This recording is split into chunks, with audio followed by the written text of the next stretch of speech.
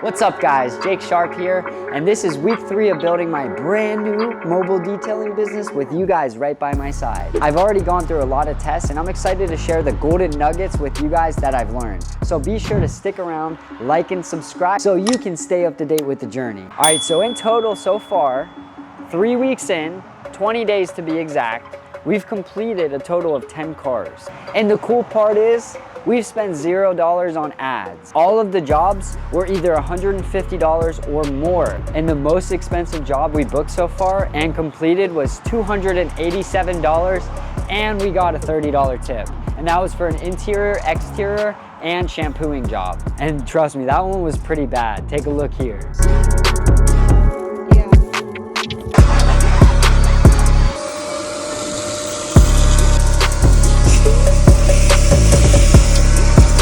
That job took us about 5 hours and my wife actually came along with me. After everything, we have a grand total of $2,360 booked or completed. One issue we're actually facing that I have not came across yet is our Google My Business profile is suspended. Google actually allows us to get a lot of easy customers, easy clients without spending money. Obviously you can spend money on it, but if you do SEO correctly on your website and you start getting reviews and asking for reviews, then you'll be able to get a lot of clients organically that way, which is why it's super important to try to get your Google My Business up and running, because as we all know, Google is the largest platform, so you definitely want to have that on and ready to go. So most of our business has actually came from posting on Nextdoor. And if you're not familiar with Nextdoor, it's a social media app where your neighbors can actually see what you post around where you live. So we've been posting on pretty much every platform that we can, Instagram, Facebook.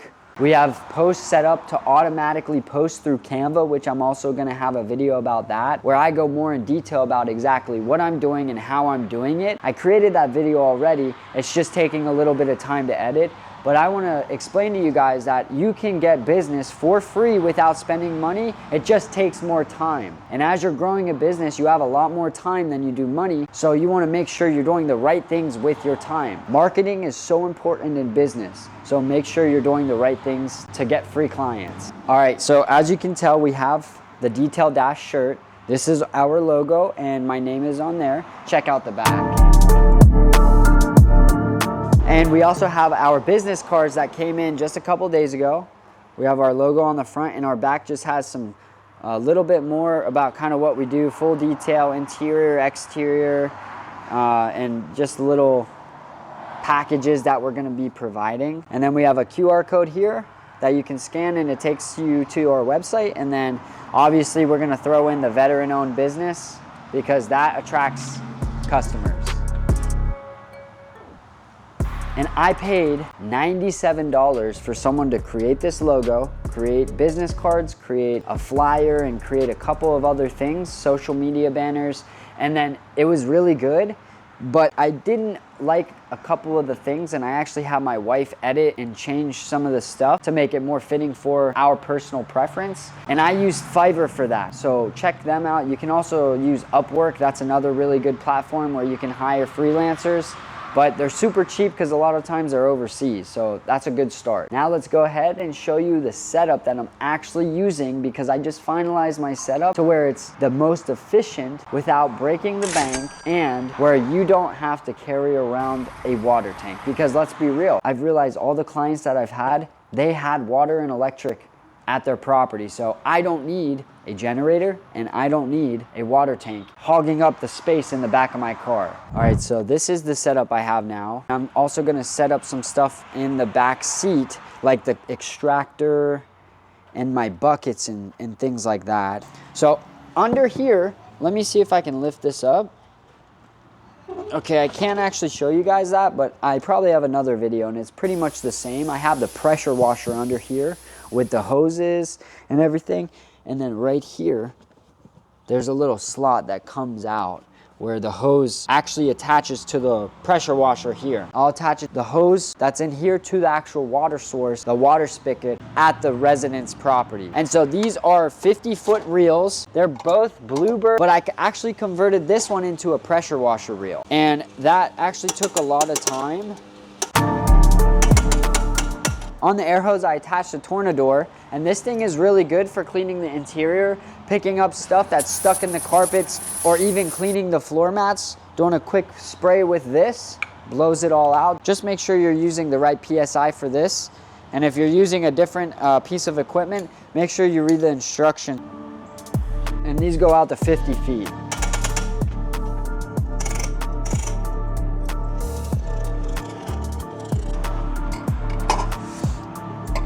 Now under this bad boy, I have an active 2.0 pressure washer, and I'm very happy with that product. It's a little bit more expensive than like your Ryobi. It's probably double the price. The quality of it, it's really good. You don't need something with a whole lot of PSI. The really important thing is how much gallons per minute is flowing through that thing, because you want to get as much water on the vehicle as you possibly can.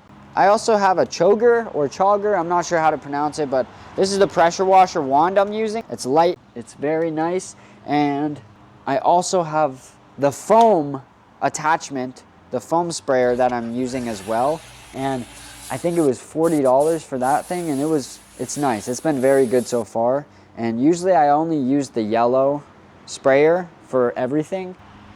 Now I have my rigid air compressor. This thing works wonders.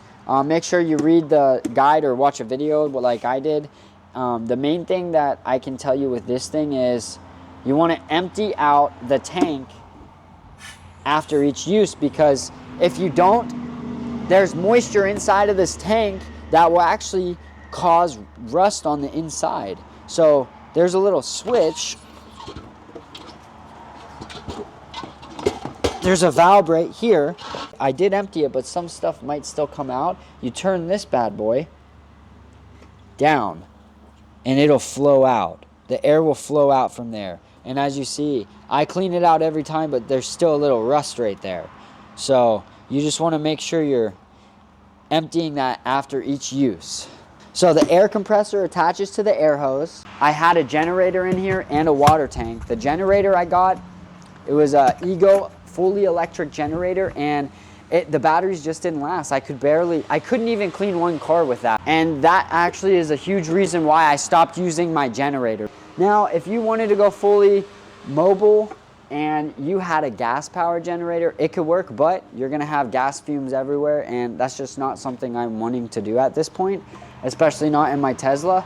Maybe as I grow and I get my own personal vehicle, I'll have that option, have a generator to use. But right now, with where I'm at in this new business, and if you're wanting to start this business for the least amount of money, then I recommend you just get a hose, get the basic equipment.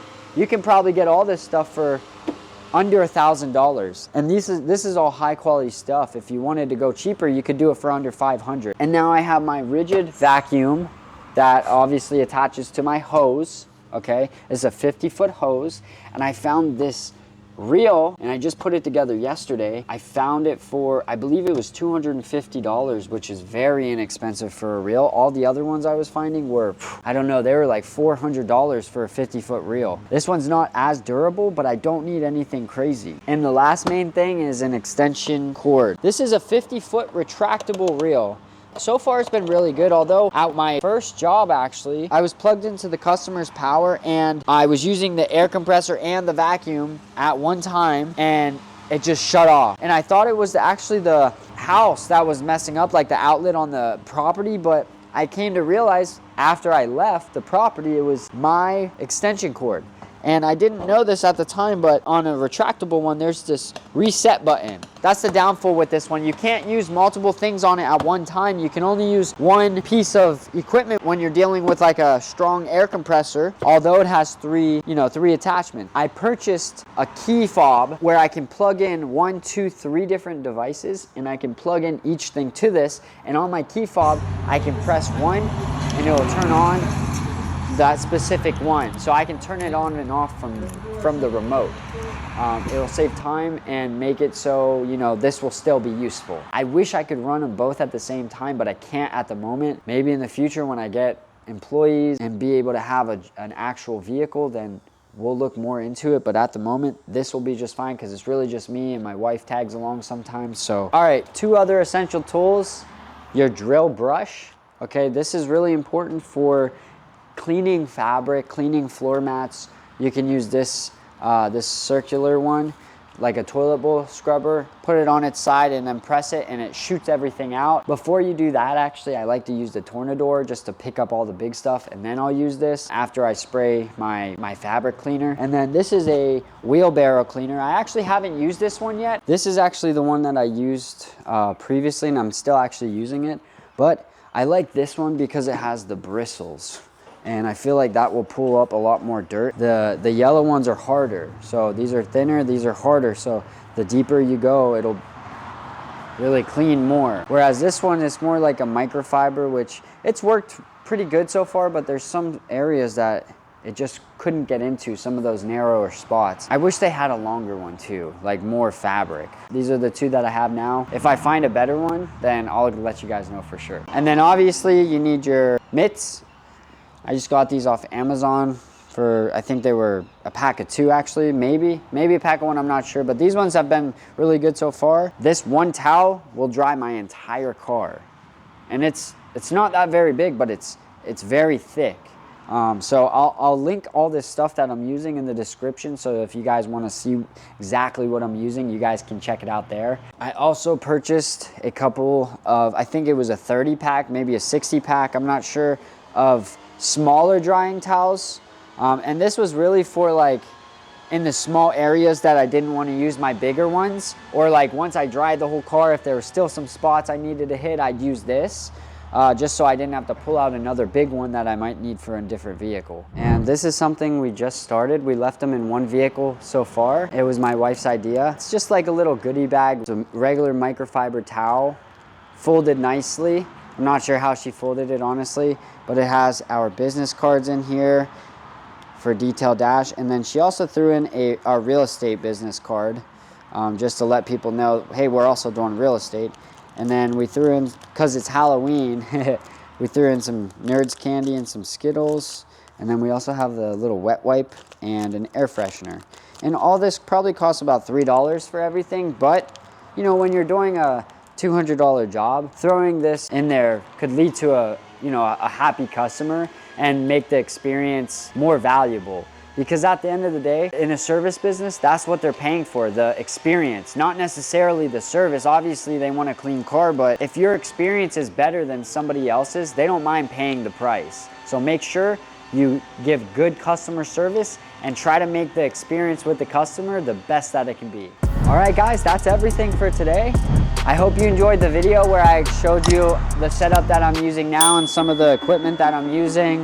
And yeah, that's pretty much it. If you guys have any questions or want to see something specific, let me know in the comments below. And if you haven't yet, subscribe, click that subscribe button, turn the notification bell on, like this video, share it with your friend. And until next time, guys, I will see you in the next video.